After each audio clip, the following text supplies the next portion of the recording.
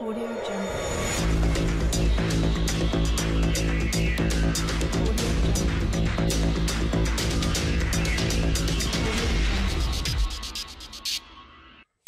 Hello friends, today we are discussing one of the important topics in organic chemistry, what we call as amphoterism. In this video, I am explaining you how amphoteric metals react, how their compounds like oxides and hydroxides undergo various types of the reactions with acids and base. Moreover, I shall be explaining you how to predict the products formed by the amphoteric metals and their oxides and hydroxides with various acids and bases. So let's start. So what are amphoteric metals? Metals which react with both acid and base and liberate hydrogen gas is called an amphoteric metal. एक ऐसा metal जो acid के साथ भी react करेगा और base के साथ भी रिएक्ट करेगा, ऐसे मेटल को हम कहते हैं amphoteric metal and the phenomenon is called as amphoterism. For example, इस रिएक्शन में जिंक को रिएक्ट कराता हूं HCl के साथ and we are getting product zinc chloride along with the liberation of the hydrogen gas. तो इस रिएक्शन में क्या देखा जाता है कि HCl we know it's an acid, तो ये जिंक के साथ मिलता है, so zinc is playing a role of base. So here zinc is acting as a base and HCl is acting as acid and we are getting salt, that is zinc chloride. Okay, let's see what will happen if we will make the zinc to react with the base. So I am allowing zinc to react with the base NaOH. तो यहाँ पे क्या होता है, zinc again combines with the NaOH, it forms this compound Na2ZnO2 called as sodium zincate along with the liberation of the hydrogen gas. तो इस reaction में हम क्या देखते हैं, सोडियम हाइड्रोक्साइड चूंकि एक बेस है और ये किसके साथ रिएक्ट करता है, जिंक, तो जिंक यहाँ पे एसिड का रोल प्ले करता है. So here zinc is acting as an acid and NaOH is acting as a base and we are getting the product sodium zincate. Okay, तो अगर हम इन दो रिएक्शन में देखेंगे, रिएक्शन नंबर फर्स्ट में जिंक एक्ट करता है एज अ बेस और रिएक्ट होता है एसिड के साथ. दूसरे रिएक्शन में जिंक एक्ट करता है एज एन एसिड और रिएक्ट होता है बेस के साथ. तो हम कह सकते हैं जो जिंक है it is an amphoteric metal because it reacts both with acids as well as with bases. ऐसे मेटल्स जो एसिड के साथ भी रिएक्ट करते हैं और बेस के साथ भी रिएक्ट करते हैं, ऐसे मेटल्स को हम कहते हैं एम्फोटेरिक मेटल्स. और सबसे इंपॉर्टेंट बात, अगर हम इस रिएक्शन नंबर 1 और रिएक्शन नंबर 2 पे थोड़ा कंसंट्रेट करेंगे, हमें क्या देखने में मिलता है, यहां पे जिंक का ऑक्सीजन स्टेट है 0 और प्रोडक्ट में जिंक का ऑक्सीजन स्टेट है +2. So when zinc reacts with an HCl, there occurs change in oxidation state from 0 to what? +2. सो ऐसी रिएक्शन जिनमें ऑक्सीजन स्टेट चेंज होता है, इनको हम बोलते हैं रेडॉक्स रिएक्शन. क्योंकि रिएक्शन नंबर फर्स्ट में भी और रिएक्शन नंबर सेकंड में भी जिंक का ऑक्सीजन स्टेट चेंज होता है फ्रॉम 0 टू व्हाट? +2. तो हम ये रिएक्शन जो बोलते हैं ये आते हैं रेडॉक्स कैटेगरी के अंदर और ऐसी रिएक्शंस को हम कहते हैं रेडॉक्स एम्फोटेरिक रिएक्शंस. ओके, तो क्वेश्चन ये है कि हमारे पास कौन कौन से मेटल्स ऐसे हैं जो एम्फोटेरिक है.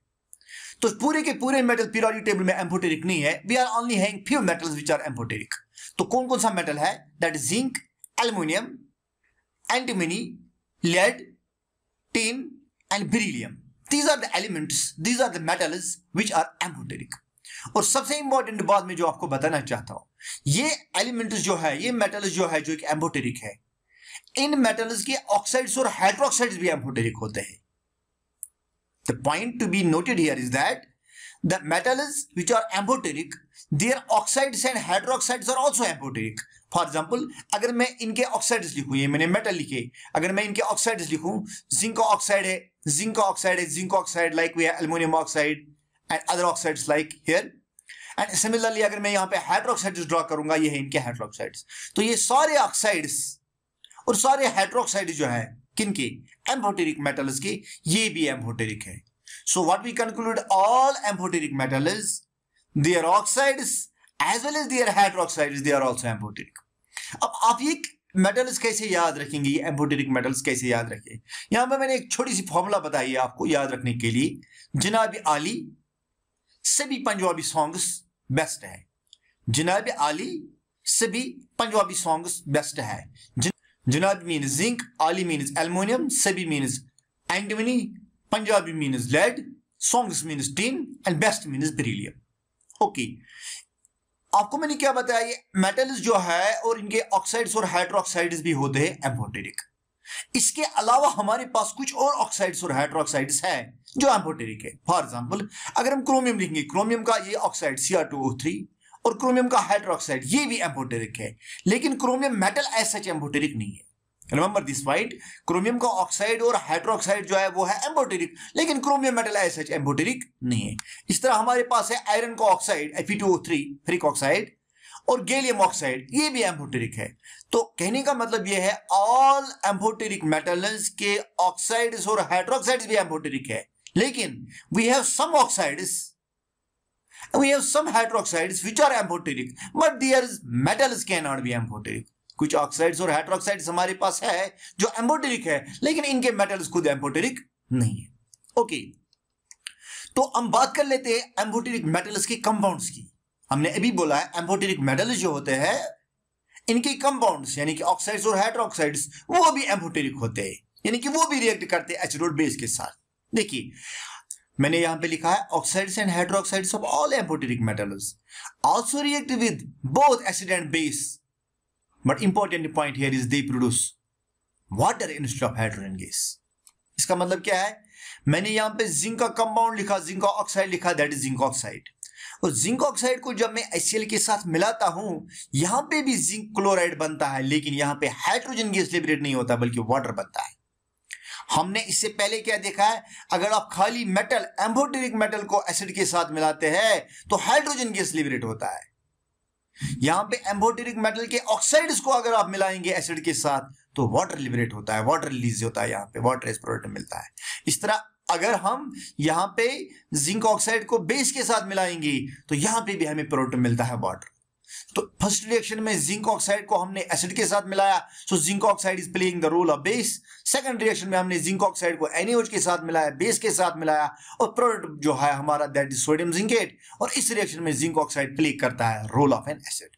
सो we can say like zinc oxide has the capability, it reacts with acid as well as base, so zinc oxide is also an amphoteric oxide.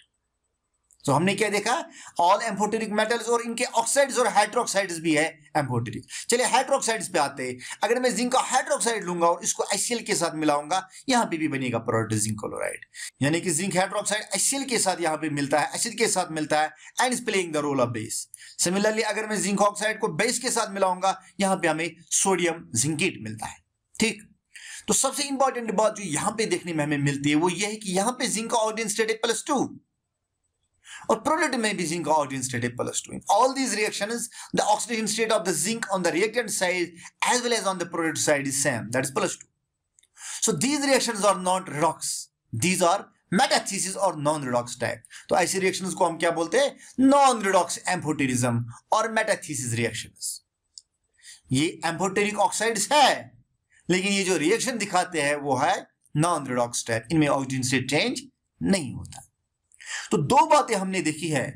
Point number 1 हमने ये देखा, अगर खाली मेटल होता है और एसिड के साथ मिलता है या बेस के साथ मिलता है, हाइड्रोजन गैस लिबरेट होता है, और वो वाली रिएक्शन होती है रिडॉक्स टाइप की। और अगर हमने मेटल का ऑक्साइड लिया या मेटल का हाइड्रोक्साइड लिया और इसको एसिड और बेस के साथ मिलाया, तब जाके एक तो प्रोडक्ट बनता है हाइड्रोजन की जगह वाटर, और दूसरी एक क्लास ऑफ रिएक्शन जो है यह है नॉन रिडॉक्स या एम्फोटेरिज्म टाइप। अब एक और बात मैं यहां पे आपको बताना चाहता हूं। देखिए जिंक ऑक्साइड को मैंने HCl के साथ मिलाया और प्रोडक्ट बन गया zinc chloride. It's very easy to prepare the product अगर आपको निकालना है, एम्फोटेरिक मेटल का ऑक्साइड कैसे रिएक्ट करता है। देखिए zinc is positive, Cl negative के साथ मिलेगा तो बन गया जिंक क्लोराइड, और हाइड्रोजन मिलेगा ऑक्सीजन के साथ बन गया वाटर, तो we are getting salt here, clear. लेकिन अगर आपको जिंक ऑक्साइड बेस के साथ मिलाना है, यहां पे जो साल्ट बन गया that is sodium zincate Na2ZnO2।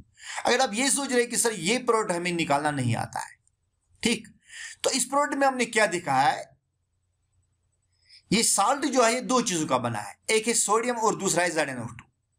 तो जो सोडियम है, सोडियम किस पार्ट से आया, सोडियम तो बेस से आया है, तो इस सोडियम को हम बोलते हैं ये बेसिक रेडिकल है, this sodium is basic radical.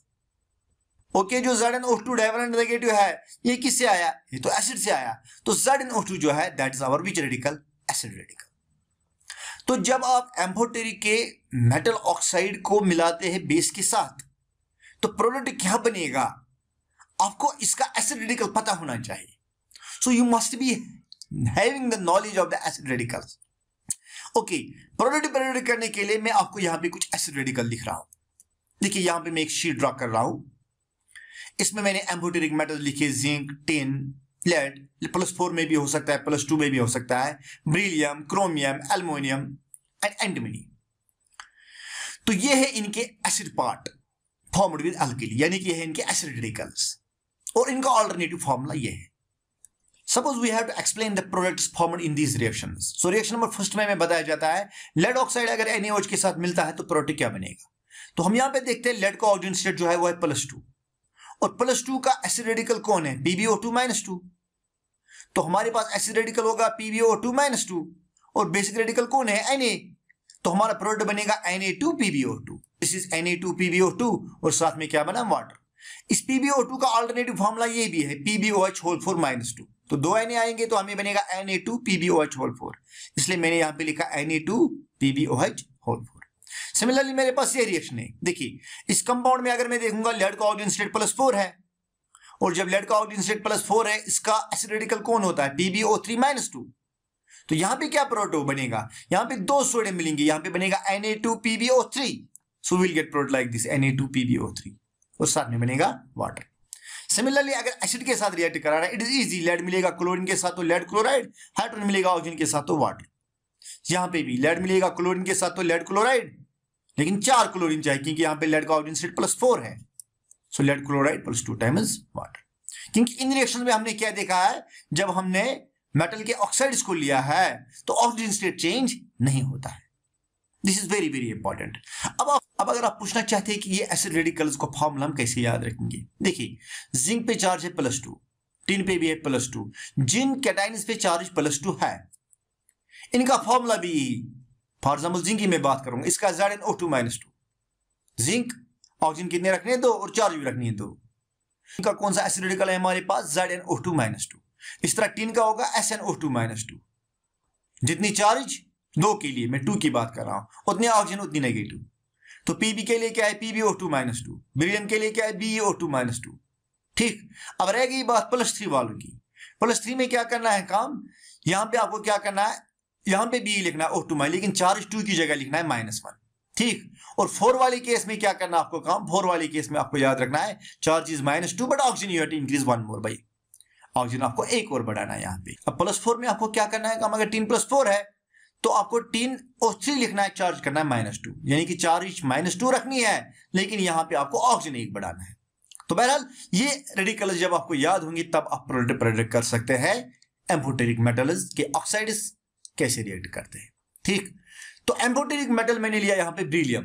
देखिए बेरिलियम एक एम्फोटेरिक मेटल है, इसका ऑक्साइड भी एम्फोटेरिक और हाइड्रोक्साइड भी, जैसे मैंने बताया। देखिए बेरिलियम बेस के साथ रिएक्ट करता है, सोडियम बेरिलेट बनता है, बेरिलियम एसिड के साथ मिलता है तो बनता है बेरिलियम क्लोराइड। अगर मैं बेरिलियम का ऑक्साइड लिखूं, ये भी एम्फोटेरिक है, ये भी मिलता है बेस के साथ as well as what, acid के साथ। सिमिलरली अगर मैं हाइड्रोक्साइड लिखूं तो हाइड्रोक्साइड भी मिलते हैं बेस के साथ एज वेल एज एसिड के साथ। तो same is the case with aluminium. यहां पे मैंने एल्युमिनियम क्या लिखा, एल्युमिनियम मेटल बेस के साथ कैसे रिएक्ट करता है, एसिड के साथ। ऑक्साइड भी लेंगे वो भी रिएक्ट करेगा बेस और एसिड, हाइड्रोक्साइड भी लेंगे वो भी रिएक्ट करेगा बेस और एसिड के साथ। इस तरह क्रोमियम का ऑक्साइड जो है ये भी रिएक्ट करता है बेस और एसिड के साथ, ये वाला oxide Cr2O3। So it is amphoteric oxide. और क्रोमियम का हाइड्रोक्साइड भी मिलता है एसिड के साथ और बेस के साथ, ये भी एम्फोटेरिक है। और Fe2O3 का जहां तक ताल्लुक है, ये भी मिलता है बेसिक ऑक्साइड्स के साथ और एसिड के साथ, तो ये भी एम्फोटेरिक कहलाता है। और लास्ट में मैं आपको ये बताना चाहता हूं कि एम्फोटेरिक मेटल्स के कंपाउंड जो है या यूजुअली सॉल्युबल इन बेस, वो बेस के अंदर डिसॉल्व हुआ करते हैं। फॉर एग्जांपल मैंने एल्युमिनियम जो है एक एम्फोटेरिक मेटल है, इसका कंपाउंड मैंने लिया एल्युमिनियम क्लोराइड। हमसे क्या पूछा जाता है, compounds of amphoteric metals are soluble in base. Amphoteric metal के कंपाउंड्स बेस में डिसॉल्व हुआ करते हैं। एल्युमिनियम क्लोराइड मैंने लिया, इसको मैंने NaOH में डिसॉल्व करने की कोशिश की तो प्रोडक्ट बन गया aluminium hydroxide in the form of precipitate. ठीक, ये एल्युमिनियम हाइड्रोक्साइड फिर से मिलता है सोडियम हाइड्रोक्साइड के साथ and we are getting sodium metaaluminate जो कि सॉल्युबल फॉर्म में होता है। ऑन द अदर हैंड अगर मैं क्रोमियम क्लोराइड लूंगा, क्रोमियम हमें पता है क्रोमियम एम्फोटेरिक मेटल नहीं है, अगर इसका कंपाउंड लेंगे, मैंने लिया क्रोमियम क्लोराइड, सोडियम हाइड्रोक्साइड के साथ डाला तो प्रोडक्ट बन गया chromium hydroxide in the form of precipitate. ठीक, ये क्रोमियम हाइड्रोक्साइड फिर से मैं NaOH के साथ मिलाने की कोशिश करता हूं लेकिन रिएक्शन नहीं होती है। That means chromium hydroxide dissolve नहीं होता डायरेक्टली बेस के साथ। तो हमने क्या देखा, हमने ये देखा है कि एम्फोटेरिक मेटल का कोई भी कंपाउंड अगर हम लेंगे वो बेस में डिसॉल्व होता है, लेकिन अगर कोई कंपाउंड एम्फोटेरिक का नहीं है वो बेस में डिसॉल्व नहीं होगा। तो हम क्रोमियम को कह सकते हैं chromium is not an amphoteric metal. इसका मतलब ये नहीं है क्रोमियम का अदर कंपाउंड भी एम्फोटेरिक नहीं है, नहीं, क्रोमियम का ऑक्साइड तो एम्फोटेरिक है। देखिए मैं लिखा यहां पे chromium is not an amphoteric metal, however compounds of chromium can be amphoteric like Cr2O3। Cr2O3 chromium oxide जो एम्फोटेरिक है, लेकिन क्रोमियम मेटल एम्फोटेरिक नहीं है। Thanks for watching this video.